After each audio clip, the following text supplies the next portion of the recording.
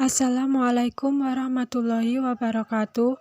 Di sini kami akan mempresentasikan dari bab piutang dagang dan piutang wesel dari kelompok 7 yang berakuntakan 1. Marca Adelia Sari, 2. Zidni Kamalia Noviana, dan yang ketiga Lia Dwi Hartanti. Piutang. Piutang sering disebut sebagai pinjaman dan piutang adalah klaim yang diajukan terhadap pelanggan dan lain-lain atas uang, barang, atau jasa. Contoh piutang. Perusahaan seperti Bank AS yang mencatat piutang ketika menjual pesawat secara kredit kepada All Nippon Airways Co. Piutang usaha atau account receivable adalah janji lisan pembeli untuk membayar barang dan jasa yang dijual. Piutang tagih atau notes receivable adalah janji tertulis untuk membayar sejumlah uang tertentu pada tanggal tertentu di masa mendatang. Piutang non-dagang timbul dari berbagai transaksi.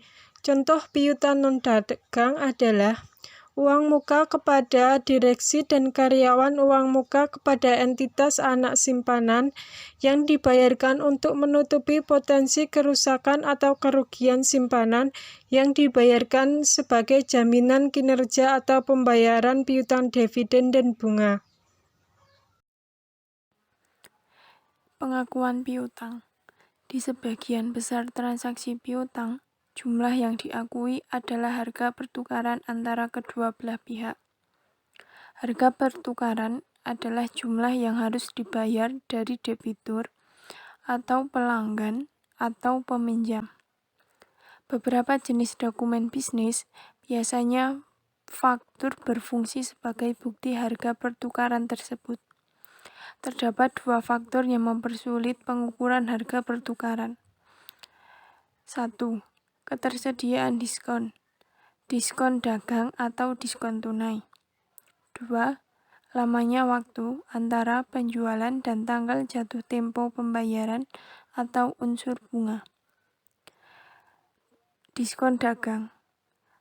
Perusahaan menggunakan diskon dagang untuk menghindari perubahan katalog yang sering terjadi, untuk mengubah harga dalam jumlah pembelian yang berbeda, atau untuk menyembunyikan harga faktur yang sebenarnya dari pesaing. Diskon tunai atau diskon penjualan.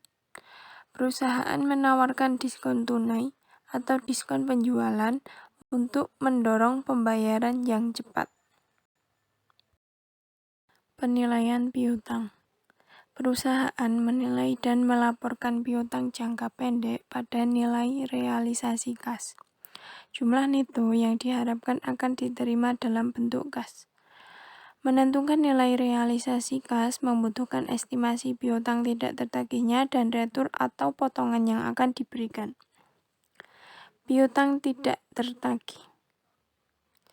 Dua metode yang digunakan dalam akuntansi untuk piutang tidak tertagih. 1. Metode penghapusan langsung. Ketika perusahaan menentukan akun tertentu untuk piutang tidak dapat tertagih, perusahaan membebankan kerugian tersebut kepada beban piutang tidak tertagih. 2. Metode penyisihan. Metode ini menawarkan kondisi pengaitan yang lebih baik pada laporan-laporan rugi. Metode ini menjamin bahwa piutang perusahaan dicatat pada laporan posisi keuangan sebesar nilai realisasi kasnya. Nilai realisasi kas adalah jumlah neto yang diharapkan akan diterima perusahaan dalam bentuk tunai. Nilai ini tidak termasuk jumlah yang diperkirakan oleh perusahaan tidak akan tertagih. Metode penyisihan mempunyai 3 fitur penting. Yang pertama, perusahaan mengestimasi piutang tidak tertagih. Perusahaan mengaitkan estimasi beban ini dengan pendapatan dalam periode akuntansi yang sama di mana pendapatan tersebut dicatat. 2. Perusahaan mendebit estimasi piutang tidak tertagih pada akun beban piutang tidak tertagih dan mengkredit pada akun penyisian piutang tidak tertagih atau akun kontra aset melalui jurnal penyesuaian pada akhir setiap periode.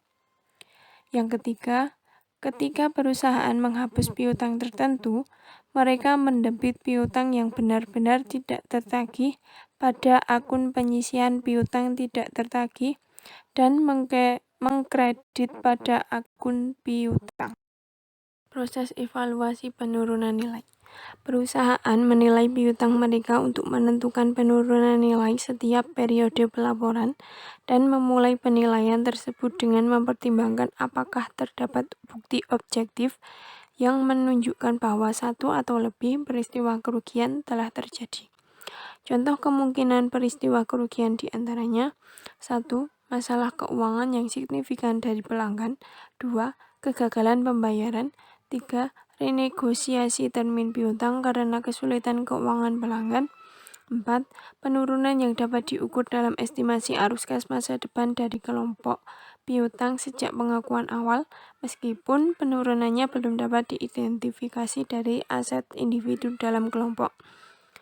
Piutang dianggap mengalami penurunan ketika peristiwa kerugian menunjukkan adanya dampak negatif terhadap taksiran arus kas yang akan diterima dari pelanggan di masa depan. IASB mensyaratkan bahwa penilaian penurunan nilai harus dilakukan sebagai berikut. 1. Piutang yang signifikan secara individual harus dipertimbangkan untuk penurunan secara terpisah. Jika turun nilainya, maka perusahaan harus mengakui penurunan nilai itu. Piutang yang tidak signifikan secara individual juga dapat dinilai secara individual, tetapi hal ini tidak perlu dilakukan. 2. Setiap piutang yang dinilai secara individual yang tidak dianggap turun nilainya harus disertakan dengan kelompok aset dengan karakteristik resiko kredit yang sejenis dan secara kolektif dinilai kembali untuk menentukan penurunan nilai.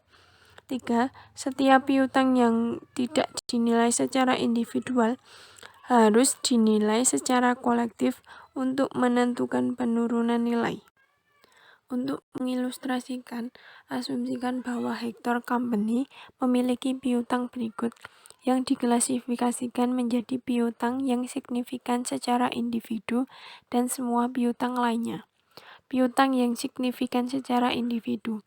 Yan Company 40.000, Randon Inc 100.000, Fernando Co 60.000, Brancard TJ 50.000. Jumlah piutang yang signifikan secara individu 250.000. Semua piutang lainnya 500.000. Jadi totalnya 750.000. Hector menentukan bahwa piutang Yan mengalami penurunan nilai sebesar 15.000 dan piutang Brancard mengalami penurunan nilai secara total. Piutang Fernando dan Randon tidak dianggap turun nilainya. Hector juga menentukan bahwa tingkat komposit atau gabungan sebesar 2% sudah sesuai untuk mengukur penurunan nilai atas seluruh piutang lainnya. Total penurunan nilai dihitung sebagai berikut. Piutang yang dinilai secara individu. Yan Company 15.000, Brancard Ltd 50.000. Piutang yang dinilai secara kolektif 500.000 ditambah Randon Inc 100.000, Fernando Co 60.000. Total piutang yang dinilai secara kolektif 660.000. Penurunan nilai yang dinilai secara kolektif 660.000 kali 2% jadi 13.200. Total penurunan nilai 78.200. Oleh karena itu, Hector mengalami total penurunan nilai atas piutang sebesar 78.200. Bagian yang paling kontroversial dari perhitungan ini adalah bahwa Hector harus memasukkan piutang Randon dan Fernando dalam penilaian kolektif yang dinilai secara individual dan dianggap tidak mengalami penurunan nilai. Alasan untuk memasukkan Randon dan Fernando dalam penilaian kolektif adalah bahwa perusahaan seringkali tidak memiliki semua informasi yang ada untuk membuat keputusan berdasarkan informasi untuk penilaian individu. Wesel tagih. Wesel tagih dilengkapi dengan surat promes secara formal, yaitu janji tertulis untuk membayar sejumlah uang tertentu pada tanggal tertentu pada masa mendatang. Perusahaan mengklasifikasikan wesel menjadi dua unsur, yaitu wesel berbunga dan wesel tidak berbunga. Wesel berbunga memiliki suku bunga yang dinyatakan, sedangkan wesel berbunga 0 memasukkan unsur bunga sebagai bagian dari nilai nominalnya. Pengakuan wesel tagih. Perusahaan umumnya mencatat wesel jangka pendek sebesar nilai nominal atau dikurangi penyisihan dan mengabaikan bunga implisit dalam nilai jatuh tempo wesel yang diterbitkan pada nilai nominal. Asumsikan bahwa Bigelow Corp meminjamkan dana kepada Scandinavia Import sebesar $10.000 dengan imbalan $10.000. Wesel berbunga selama 3 tahun dengan suku bunga 10% per tahunnya. Diagram waktu untuk wesel yang diterbitkan pada nilai nominal dapat dilihat pada diagram yang tertera pada slide. Suku bunga dinyatakan juga disebut sebagai suku bunga nominal atau suku bunga kupon, yaitu suku bunga yang dinyatakan dalam kontrak sebagai bagian dari wesel. Suku bunga efektif juga disebut sebagai suku bunga pasar atau yield efektif, adalah tingkat yang digunakan di pasar untuk menentukan nilai wesel, yaitu tingkat diskonto yang digunakan untuk menentukan nilai sekarang. Wesel yang tidak diterbitkan pada nilai nominal. Untuk mengilustrasikan, Jeremiah Corporation menerima wesel tanpa bunga berjangka 3 tahun senilai $10.000. Nilai sekarang adalah $7.721,80, suku bunga implisit yang menyamakan total kas yang akan diterima, atau $10.000 pada saat jatuh tempo dengan nilai sekarang dari arus kas masa depan $7.721,80 adalah 9% atau nilai sekarang dari 1 untuk 3 periode pada 9% adalah 0,77218. Diagram waktu untuk wesel tanpa bunga dapat dilihat pada slide. Jeremiah mendebit wesel tagih pada nilai sekarang senilai $7.721,80 sebagai berikut. Wesel tagih $7.721,80, kas $7.721,80. Penilaian wesel tagih. Perusahaan sering menggunakan salah satu metode penilaian kolektif atau presentase penjualan atau presentase piutang untuk mengukur kemungkinan penurunan nilai. Namun, piutang jangka panjang seringkali melibatkan masalah tambahan dalam estimasi.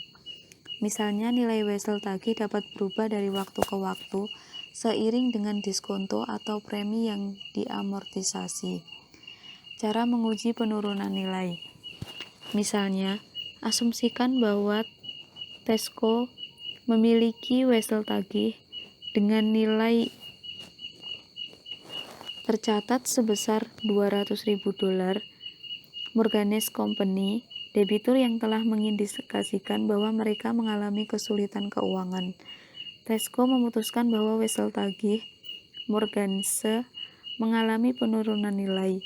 Tesco menghitung nilai sekarang arus kas masa depan yang didiskontokan dengan suku bunga efektif awalnya menjadi $175.000. Perhitungan kerugian atas penurunan nilai adalah sebagai berikut. Jumlah tercatat wesel tagih yaitu $200.000, nilai sekarang wesel tagih $175.000. Rugi penurunan nilai yaitu $25.000. Jadi, jurnal untuk mencatat rugi penurunan nilai adalah sebagai berikut. Beban piutang tidak tertagih $25.000. Penyisihan piutang tidak tertagih $25.000. Sekian dari presentasi kami. Wassalamualaikum warahmatullahi wabarakatuh.